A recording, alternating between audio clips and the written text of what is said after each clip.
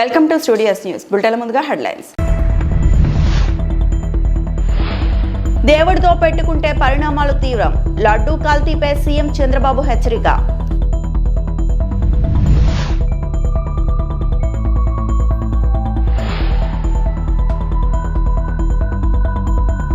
తిరుమల లడ్డూ కల్తీ దోషులను వదిలిపెట్టాం. డిప్యూటీ సీఎం పవన్ కళ్యాణ్ స్పష్టం.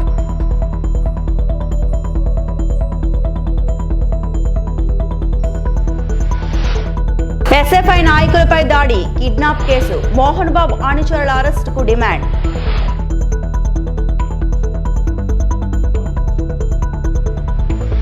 తిరుమల లడ్డూ కల్తీ వ్యవహారంలో వైకాపా నేతలు బుకాయిస్తే వాస్తవాలు మారుతాయా అని ఏపీ సీఎం చంద్రబాబు ప్రశ్నించారు. దౌర్జన్యం, రౌడీయిజం చేస్తే సహించబోమని చెప్పారు. దేవుడితో పెట్టుకుంటే పరిణామాలు తీవ్రంగా ఉంటాయని హెచ్చరించారు. తిరుమల పవిత్రతను కాపాడుకోవాల్సిన బాధ్యత అందరిపై ఉందన్నారు. లడ్డూ కల్తీ వ్యవహారం నేపథ్యంలో డిప్యూటీ సీఎం పవన్, భాజపా రాష్ట్ర అధ్యక్షుడు మాధవ్ పలువురు మంత్రులతో కలిసి సీఎం కీలక భేటీ నిర్వహించారు. అనంతరం నిర్వహించిన మీడియా సమావేశంలో చంద్రబాబు మాట్లాడారు. ప్రత్యేకత అది ఒక్క తిరుమలలో తయారు చేసిన లడ్డు ప్రసాదాలు అక్కడికే పరిమితం తప్ప ఎవ్వరు కూడా రిప్లికేట్ చేయలేరు. ఒకవేళ రెసిపీ తీసుకపోవచ్చు, కానీ అందులో వచ్చే ఇది మాత్రం ఆ టేస్ట్ కానీ ఆ పవిత్రత కానీ ఎక్కడ రావు. ఈ విషయం గుర్తుపెట్టుకోవాల్సిన అవసరం ఉంది. కానీ ఈ 5 ఏళ్లలో మీరు చూస్తే లడ్డు తినాలంటే భక్తులు భయపడ్డారు. తిరుమలకు రావాలంటే భక్తులు సందేహించే పరిస్థితికి వచ్చారు. లేదు, అక్కడికి పోతే ఈ అపవిత్రత మేము భరించలేము, ఇవన్నీ చూస్తే మానసికంగా మేము ఏమాత్రం కూడా ఉపేక్షించలేము అనే పరిస్థితికి వచ్చారంటే ఎంత అపవిత్రత జరిగిందో మీరు ఒక్కసారి గుర్తుపెట్టుకోవాల్సిన అవసరం ఉంది. ఇన్ని కార్యక్రమాలు చేసి మళ్ళీ ఈరోజు ఎదురు దాడి చేసే పరిస్థితికి వస్తున్నారు. అంటే దీన్ని కూడా డైవర్ట్ చేయడానికి ఎప్పుడు కూడా నేరస్తులు చేసే పరిస్థితి ఏంటంటే ఒక ఇష్యూ వస్తుంది, దాన్ని డైవర్ట్ చేయాలి, దాన్ని డైవర్ట్ చేయడం, లేకపోతే ఏదో ఒక విధంగా దాన్ని స్తంభింపజేయడం. ఇది ఒక పద్ధతి ప్రకారం పెట్టుకొని చేస్తున్నారు. ఇది మంచి పద్ధతి కాదు. మళ్ళీ మళ్ళీ అప్పీల్ చేస్తున్నా రాష్ట్రంలో ఉండే ప్రజలందరినీ, మేము ఒక సాధారణ భక్తులుగా ప్రతి ఒక్కరికి తెలియజేసే బాధ్యత మాది. బాధ్యతలో ఉండే ప్రభుత్వంగా ఇలాంటి తిరిగి జరగకుండా పవిత్రతను కాపాడడానికి ఏ చర్యలు తీసుకోవాలని అన్ని చర్యలు తీసుకున్నాం. వైకాపా హయాంలో జరిగిన తిరుమల లడ్డూ కల్తీ వ్యవహారంలో దోషులను వదిలిపెట్టబోమని డిప్యూటీ సీఎం పవన్ కళ్యాణ్ స్పష్టం చేశారు. తప్పు జరిగినప్పుడు క్షమాపణ చెప్పకుండా తిరిగి తమపైనే దాడి చేస్తున్నారని ఆగ్రహం వ్యక్తం చేశారు. సీఎం చంద్రబాబు నివాసంలో కూటమి నేతల కీలక భేటీ అనంతరం నిర్వహించిన మీడియా సమావేశంలో పవన్ మాట్లాడారు. సీరియస్ మతం అనగానే, ఫెయిత్ అనగానే, ధర్మం, ఇవన్నీ చాలా లోతైనవి, బాగా సెన్సిటివ్. కానీ ఇలాంటివి ఒక మాట మాట్లాడాలి అంటే చాలా చాలా ఆలోచించి దీన్ని ఎలాంటి పర్యవసనాలు ఎదుర్కోవాల్సి వస్తుంది ఇవన్నీ ఆలోచించే మేము మాట్లాడతాం. ప్రత్యేకించి జనసేన నుంచి కానీ మేము ఎక్కడ చాలా దాన్ని పొలిటికల్గా కానీ దానికి ఒక మైలేజ్ వస్తుందేమో, దాని ఒక ఎమోషనల్ ఓట్ బ్యాంక్, అసలు ఆ నిర్ణయం ఎప్పుడు తీసుకోలేం. పదే పదే చెప్పాం, కరెక్షన్ చేశాం తప్ప అంత నిబద్ధత పాటించిన మేము స్వామివారి పాదాల చెంత రక్షింపబడ్డ గౌరవ ముఖ్యమంత్రి నారా చంద్రబాబు గారు కానీ చాలా జాగ్రత్తగా అప్రమత్తతోనే మాట్లాడతాం, చాలా జాగ్రత్తగా మాట్లాడతాం. ఎన్డీఏ సమావేశంలో మా అందరినీ ఉద్దేశించి మేమందరం కూర్చొని మాట్లాడే సమయంలో NDDM, national dairy development board, ఈ రిపోర్టు గౌరవ ముఖ్యమంత్రి గారు మాకు చదివి వినిపించారు.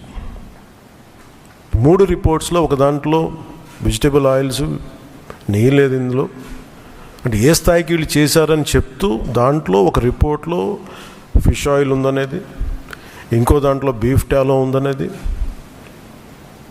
ఇంకో దాంట్లో లాడ్ పంది కొవ్వు ఉందనేది, ఇంకో దాంట్లో గొడ్డు కొవ్వు. అన్ని రిపోర్ట్స్లో కూడా ఎక్కడ కూడా ఈ నెయ్యిలో నెయ్యి లేదు. 59,70,000 పైచిలుకు కిలోలు ఉండే 59,70,000 కిలోల నెయ్యి ఇది ఈ కల్తీ అసలు కల్తీ నెయ్యి అన్న కూడా దీన్ని కల్తీ వనస్పతి కల్తీ పామాయిల్ అనాలి దీన్ని. 7 కొండల వాడికి మీరు క్షమాపణలు చెప్పాలి. ఈరోజు మీరు మాట్లాడుతుంది ఈ రోజుతో ఆగదు. ఇది ఐ విల్ మేక్ షూర్, మా కూటమి will make sure that you will be liable everyone, ప్రతి ఒక్కరు కూడా. ఇది ఎంత టైం పడుద్ది, ఏం టైం పడుద్ది అనేది సిబిఐ ఫర్దర్ రిపోర్ట్ రావాలి, అది కేసులోకి మన కోర్టులకు వెళ్ళాలి. అన్నీ అయిన తర్వాత ప్రతిది ఇది అయితే మేము 100% దీన్ని వదలం. ఖచ్చితంగా ఈ దోషులను ఎవరైతే ఉన్నారో మేము క్షమాపణ చెప్పడం కాదు, మీరు భగవంతుడికి మోకరిల్లే వరకు యుద్ధం సాగొద్దు. పశ్చిమ గోదావరి జిల్లా ఉండి మండలం పెద అమీరం రాధాకృష్ణ కన్వెన్షన్ హాల్లో మాజీ ముఖ్యమంత్రి YS Jaganmohan Reddy, MLC chairman Mohan Raju కుమారుడు వివాహ వేడుకల్లో పాల్గొన్నారు. జిల్లా నలుమూలల నుండి జగన్మోహన్ రెడ్డిని చూసేందుకు భారీ ఎత్తున అభిమానులు, వైఎస్ఆర్ కాంగ్రెస్ పార్టీ కార్యకర్తలు చేరుకున్నారు.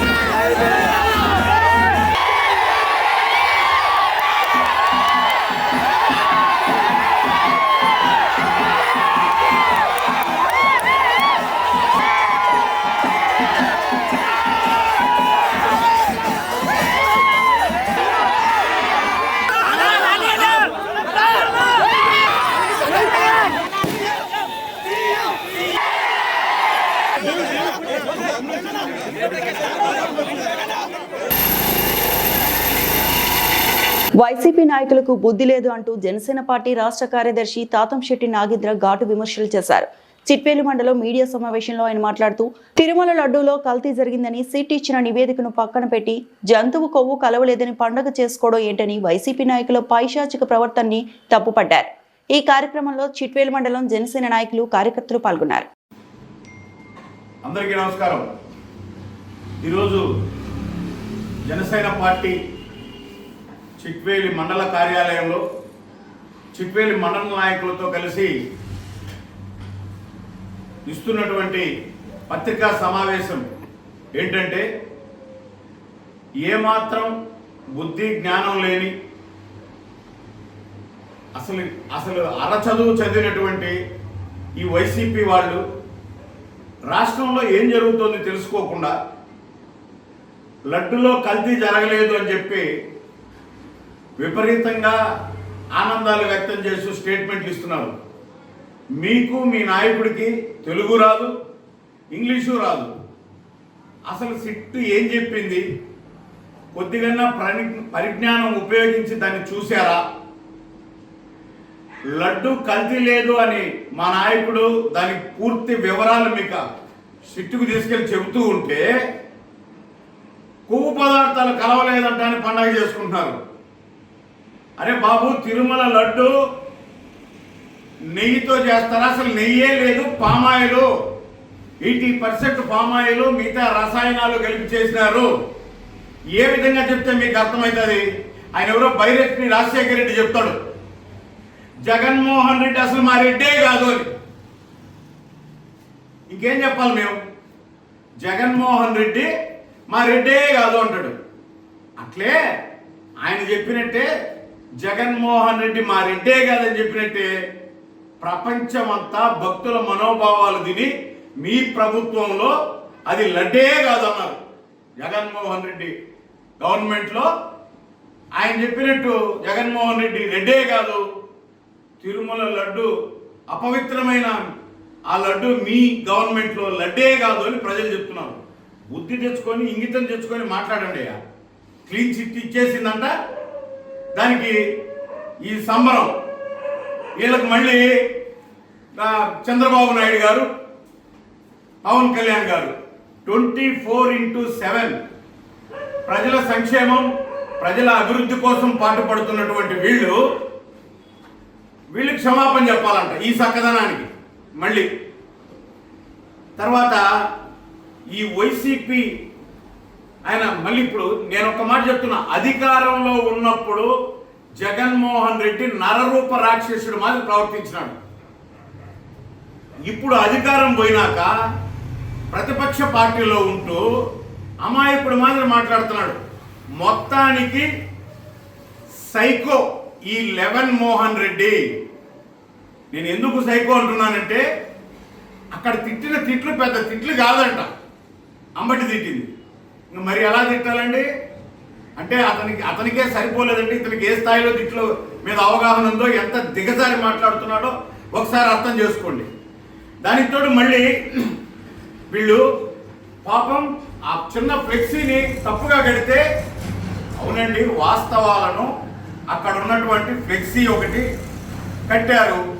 మీరేం చేశారు? మీ ప్రభుత్వంలో సిద్ధం అని ఒక బ్యానర్ కట్టి దాంట్లో చంద్రబాబు నాయుడు గారు, పవన్ కళ్యాణ్ గారు వీళ్ళ ఫోటోలు పెట్టి కనిపించిన మీ గంజాయి బ్యాచ్తో అంతా బాక్సింగ్లు చేపిస్తూ ఘోరంగా అవమానించినప్పుడు పాపం కాదు, ఒక ఫ్లెక్సీ కడితే పాపం వచ్చింది. అసలు రాంబాబు తిట్టినవి బూతులే కాదు. తర్వాత ఈ మేలు రకం ముండమోపులు, గేటు దాకనేము, మేము గేటు తగులుకోము అని చెప్పినటువంటి ఈ మేలు రకం ముండమోపులైనటువంటి ఈ కొడాలి నాని, జోగి రమేష్, వంశీ, పేర్ని నాని, అంబటి, రోజా. అంబేద్కర్ కోనసీమ జిల్లా అమలాపురం గడియార స్తంభం వద్ద జిల్లా మాదిగ కూటమి సంఘాల ఎంఆర్పీఎస్ ఎంఎస్పీ ఆధ్వర్యంలో మీడియా సమావేశం ఏర్పాటు చేశారు. వచ్చే నెల 25వ తారీఖున జరగబోవు మాదిగల ఆత్మీయ సమావేశం విజయవంతం చేయాలి అంటూ పిలుపునిచ్చారు. ముఖ్య అతిథిగా మా ఆరాధ్య దైవం ఎంఆర్పీఎస్ వ్యవస్థాపకులు మందకృష్ణ మాదిగ ఆధ్వర్యంలో ఆత్మీయ సమావేశం జరుగుతుంది అని తెలిపారు. ఉమ్మడి జిల్లాల మాదిగలు భారీ స్థాయిలో వచ్చి మన ఐక్యత చూపించాలి అని పిలుపునిచ్చారు.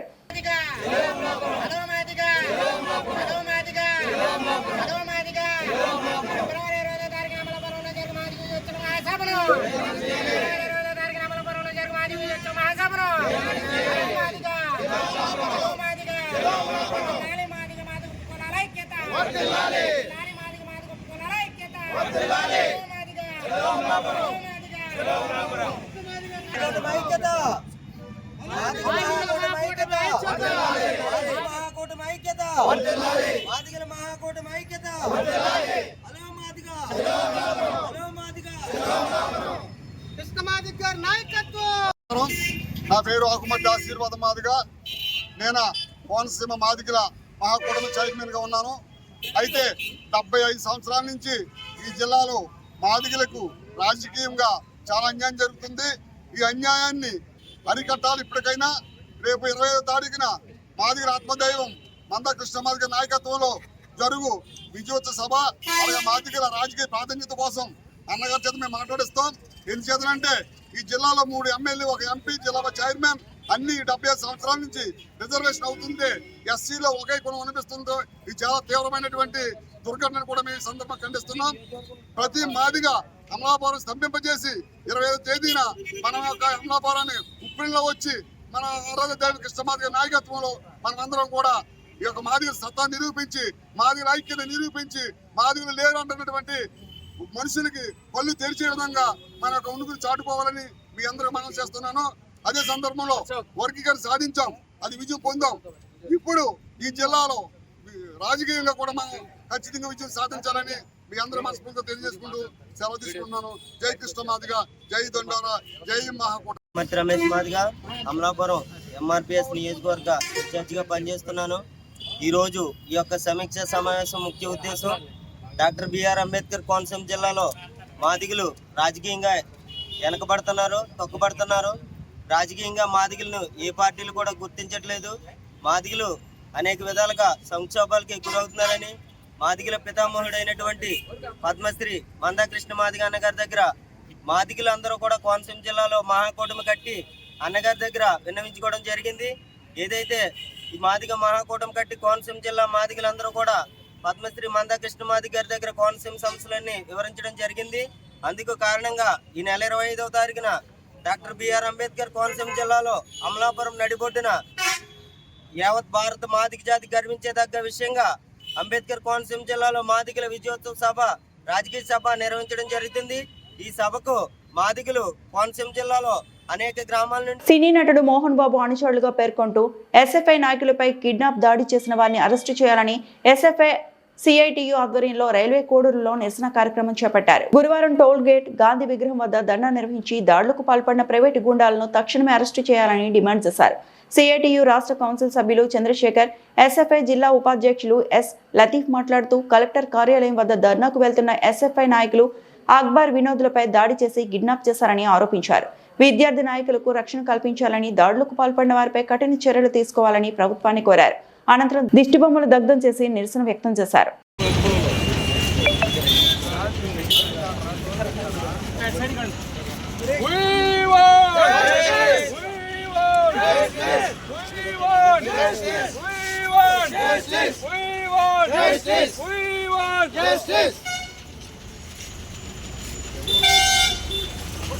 ఈరోజు మోహన్ బాబు తిరుపతిలో చంద్రగిరిలో ఉన్నటువంటి కాలేజీలో వేలాది రూపాయలు అక్రమ వసూలు చేస్తున్నందుకు హైకోర్టులో 27 కోట్లను వెంటనే చెల్లించాలి విద్యార్థుల తల్లిదండ్రులకని చెప్పిస్తే దాన్ని అమలు చేయనందుకు నిరసనగా ఎస్ఎఫ్ఐ నాయకుడు అక్బరు, వినోద్ గారు వీళ్ళందరూ కూడా ధర్నా చేయడానికి 11 గంటల ప్రాంతంలో కలెక్టర్ ఆఫీస్ పోతూ ఉంటే 30 మంది బౌన్సర్లు అదేవిధంగా 3 వెహికల్లో వచ్చి కిడ్నాప్ చేసి భయంకరంగా దాడి చేసి ఒక్కరు చంపడం మాత్రం తప్ప మిగతాటన్నీ చేశారు.